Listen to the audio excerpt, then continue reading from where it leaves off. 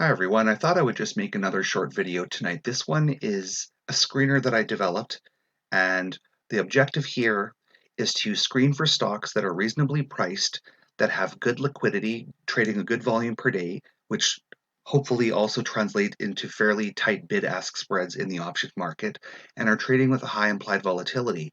The objective here is to find these stocks that also trade weekly options such that you can buy 100 shares or 200 shares or what have you, some multiple of 100 shares of any of these stocks on a Monday, and at the same time to sell an at the money call or an in the money call against it and capture that intrinsic premium. Now, of course, the stock needs to have a bullish look to it because I have no interest in being long a stock that might be headed on the way down. The point of this trade is to be in on Monday and out by Friday. And ideally, what will happen is the stock will go up, you will get called away, and you get to keep that excess premium. So without further ado, I want to show you the criteria that I'm using to construct this scan. First things first, I'm scanning for price. And you'll see actually up here, I call the scan the moneymaker because actually I have a really high hit rate with it.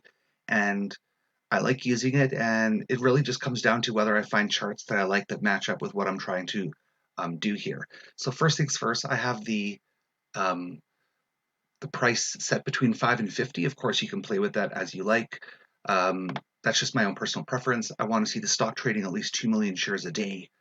I want to see a volatility of at least 80%. Less than that, it's just not worth it to me. I want to see premiums that I would consider rather juicy, let's call it. And 80% for me seems to fit the bill.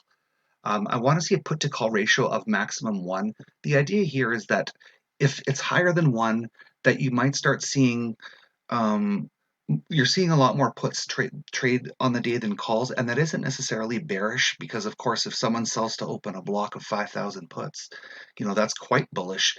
But I'm going on the presumption that most of these puts are being bought, even if it is for protection, which also is not necessarily bearish. But I like to see numbers that look like 0.001, 0.05, which means there are a lot of calls trading on the day. And I take an extra minute, go over to that ticker, and take a look at the options action, which just helps to further um, signify that this is a trade I might be interested in taking, especially if those calls are being snapped up by the hundreds and thousands. I also want to make sure that the ticker that I'm looking at have at least 500 options trading that day. It does me no good if 6 contracts have traded the whole day in this name. I need to see liquidity, and 500 might not sound like a lot, but some of these names, which are good candidates, don't necessarily trade thousands and thousands per day. So that's the number that I've been playing with, and it seems to generate a good list of results. Um, Days to expiration, this is a critical one. It needs to be able to have weekly options here expiring sometime between the next 1 and 5 days. If you delete this criteria here, you're going to end up with dozens, if not hundreds, of results because every stock has monthly options, right? But not all of them have weekly, and I want this trade to be over in 5 days or less. So when you run this screen, you end up with these types of results, and you can sort it however you like. You see there's some biotech stocks in there, there's electric vehicle stocks, there's weed stocks, there's tech stocks, all kinds of names that you may wish to be involved in or not. I have it sorted by implied volatility because, again, these are the ones that will offer the highest premiums. And the one that comes to the top of the list happens to be Riot, which is a blockchain stock, or sorry, like a crypto stock. Not going to look at that at the moment. But Blink catches my eye. It's got a bullish chart. It has nice call activity, purchases over the last week, and it has really insanely high premiums. Of course, this works two ways. It has high premiums because the stock could rip or it could tank. But I'm willing to go with the idea that it's going to rip because I like the chart. So let's just confirm that and look over at Blink Charging Company, and you can confirm here that it does in fact trade weekly options. That's very important. Number two, if I go and I look over at the technical analysis aspect of it, I can see that the stock is making really, making new highs. It's above all its moving averages. Volume is flowing in. Um, it does not have a bearish look to it at all. It doesn't necessarily mean I want to buy it at the high of the day, but this is a name that if it comes to a certain purchase point, I would be really interested in taking it, whether it's 36, 37, 38. So let's just go and take an example. Let's say December 24th options expiring next week. I want to go ahead and just buy 100 shares of this thing on Monday morning for 36 bucks a share.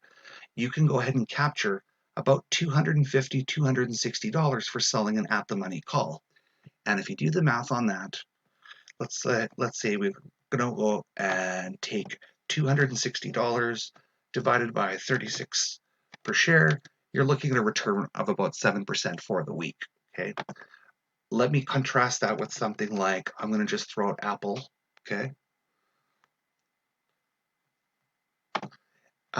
Trading at about $126 a share. If I take Apple, and you can see you can get about $235 a share divided by, $235 per contract divided by about $127 per share, you're looking at a return of just under 2%. So the bottom line here is I'm looking to make as much as possible and hopefully spend as little as possible. And you can see the implied volatility here, 37%, 40%, really nothing to write home about, whereas Blink happens to be 171%, 152%, so you're just getting paid more. And frankly, if you also look at the, I also have a chart I showed you guys in my previous video called IV Study. I want to get a sense of Blink to see whether are the premiums I'm getting relatively high compared to the last 12 months, relatively low. I can see here that it's kind of mid-range. They've been higher in the past, they've been lower. So I'm not selling low, compared to where it's been. Um, Obviously I might have been better off selling them when they were, trading when it was trading in a bit more overbought territory.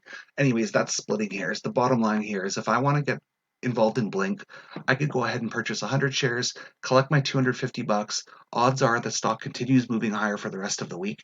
And if it doesn't, or even goes down for the week, not only is that money mine, I go out another week or maybe even 2 weeks, and I'm going to go ahead and sell that 36 again, this time for about $500.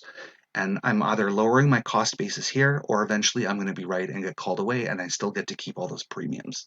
But you do have to have a view on the sector or on the company before you just start throwing money wildly at any stock on the list.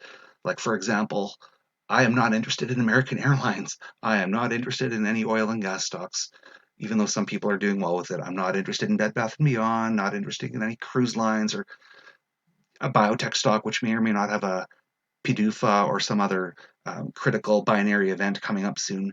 I want to be involved in something like Palantir, which is super liquid, has generally a bullish, feel to it. The stock is doing well, lots of call action in there. I would be interested potentially in Virgin Galactic because long term it's going to be a winner. XPEV, another EV stock. So you basically got to go through a name that you like, or at least look at the charts and find a chart that looks to you rather bullish in nature, right? We looked at the Elder Impulse system last week, showing you that it is in green mode, which means it is fully bullish engaged. If it was red, like over here, I wouldn't be so, quick to jump into it. Let's just also, just by way of example, take a look at Riot, right? Really bullish trend, really high premiums. What could you get paid for it for buying 100 shares next week? Let's see. Stock opens at 10 bucks on Monday. I decide to buy 100 shares for $10 a share, and I can get paid about 90 cents. That is like a 9% return for the week. The thing could be trading at, $12 by the end of the week, $8 by the end of the week, but I'm willing to accept that risk because the premium is so high.